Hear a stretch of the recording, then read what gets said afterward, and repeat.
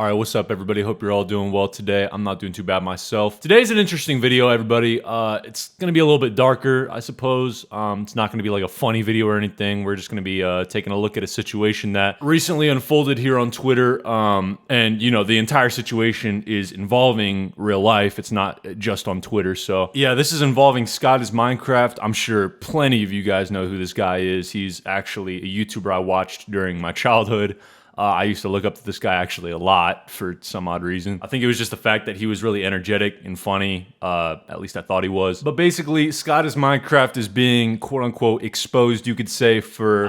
where do I even begin? Probably just being a psychopath in all reality. This guy is an alleged abuser, and I want to put emphasis on alleged because these are still... accusations. But at the same time, man, it seems very real. I'm not gonna lie. Personally, in my opinion, I don't think this girl would make this up. Honestly, one, SkyDoesMinecraft has completely fallen off by this point. There's not really much you can gain from exposing a YouTuber who has already fallen off, you know? And two, the way she details this and describes this, it's a tough read, okay? We're gonna be checking out this document, though, that was created by his now ex-girlfriend. I think they're not dating anymore. I would assume so. And I just want to give, like, some trigger warnings, legitimately, because this is pretty detailed, okay? And if I catch any of you motherfuckers in the comments being like, trigger warnings are gay, bro, just suck my trigger warning: assault, abuse, blood, trauma, pregnancy. Some info and screenshots has to be covered to protect me and my daughter's identity and to prevent any harassment to the police department. Dear Adam Dahlberg, I think I said it right, aka Net Nobody, aka SkyDoesMinecraft. I'm gonna do my best to be the voice you haven't taken from so many. You hurt, you abuse, you manipulate, and you lie. You are a sick man. I spent months and months loving you with my whole entire being.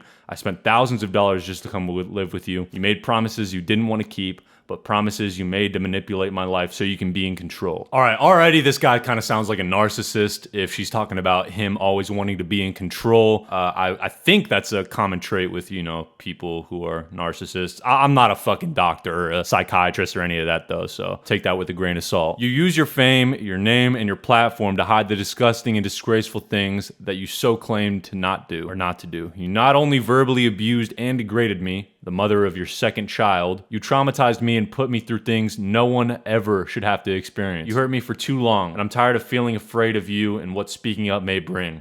I had to tell people you weren't abusive because whenever I said that you were, you would harass me and say horrible things. I do not wish for anybody to have mental health struggles, nor do I wish for somebody, even you, to severe such struggles. I wanted nothing but to love you and help you heal. You informed me that you were only bipolar and possibly on the spectrum, which was never a problem. I just want to pause real quick. This girl seems like genuinely such a nice person. Like, she is wording this in probably the best way possible. Obviously, it's disgusting, the things she's talking about, but I can just tell this person is genuine just from how she's wording it. But yeah, I'll go on. That was not the case. What you hid from me is the dangerous human you were capable of being, the person you are overall. 95% of our relationship, you hid me. You refused to want people to know my name or know about me at all. You avoided it at all costs, saying it was to protect the relationship. You refused to even let me talk about the baby publicly as if it was irrelevant and you didn't care. I mean, on this part, I somewhat understand, like, the, you know, like, hiding,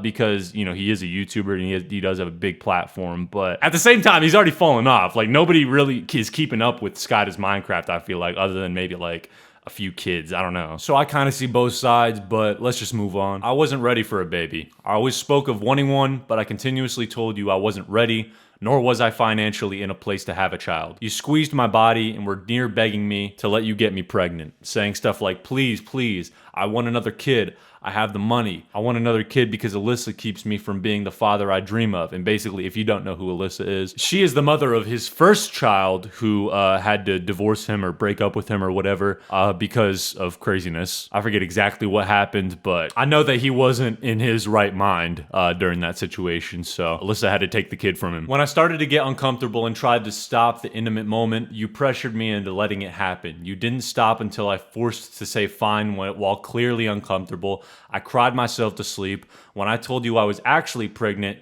you had the, oh cool face and a slight smirk as if you got what you wanted all along. Bro, you can't do that. Dude, what the fuck? Like, how are you gonna force somebody to get pregnant and act like this is like just a normal thing to do. Like I couldn't ever imagine being in that scenario of, you know, being in her shoes. That's gotta be like, what the fuck? At the time, I was just oblivious. I thought I was just overthinking everything. No, you weren't, by the way. You were totally in your right mind.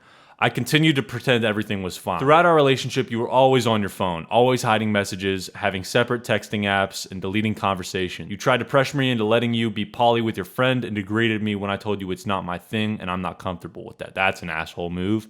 You just like cheating. You like feeling better than everyone else and you want people to do whatever you say. You not only cheated on me, you did several times before I moved in with you. I found all the conversations. Okay, so he's a narcissist and a cheater now, so that's 2. Also, with the always being on your phone part, I feel like I have something to say. I feel like a lot of my audience is probably addicted to their phones, and I'm just gonna say right now, because I've been in that spot before, that it will bite you in the ass later on when you have a relationship, because your significant other is gonna be like, get the fuck off your phone constantly, because bro, you don't need to be on it all the time. And I promise, I'm sounding like a dad right now or something. I don't even know, but it's just some food for thought that you guys can take. I know you guys don't look at it like that, like you're addicted, but be real with yourself. You made me propose to you. What the fuck? I kept telling you it was too soon. I kept saying I wasn't ready. You would reply with, "You're literally pregnant?" As if you didn't care how I told you I wasn't ready for that either. Jesus, dude. You continuously pushed it. I kept saying I'm not ready. You even tried convincing me to let you buy my unborn baby. What the fuck? Bro, that is some weirdo shit, bro. This guy is out of his mind. You said word for word, if you don't want her, I'll just give you like $100,000 or something. Yeah, fuck you, dude. You act like your kids are just objects. You haven't had that kind of money in years. You kept pushing and even made me order rings and made me sit down and engage myself to you. I was heartbroken and my dreams of marriage were beyond crushed. You made in the announcement on Twitter that you said yes. You didn't mention how it was forced. See, this is proof that you really don't know the creator you're watching. Like, dude, these people could be living a completely different life and then showing you something else, right? With this day and age, I feel like there's a lot of stan culture still going on, and I will always fucking hate on it because I think it's stupid. I feel like you find answers within yourself and not the creator you're watching. And when I mean answers to be happy. And no, I'm not saying you can't watch creators, you know, that's not what I'm saying at all. I'm just saying you shouldn't get obsessed with them because you'll probably end up being miserable. I don't know, I've never met a stan and I've never been one. So why didn't I leave? Why didn't I run as fast as I could? Because I was scared. You treated me and everybody as peasants and would use your popularity against us. That's weird because he doesn't really have any anymore. You stole money from companies just to buy drugs and never do the work. I had to pull thousands of dollars I needed for food and bills out of my ass just to pay back those individuals and pay bills with what's left. Damn, bro. You really left or fucking like almost struggling, bro. Like, come on now. Hey, before I move on, this is the part that's like kind of fucked. So, yeah. I made meals for you just to throw them on the floor. You'd be saying vulgar things to me and I'd still hug you and say how much I love you and want you to get better.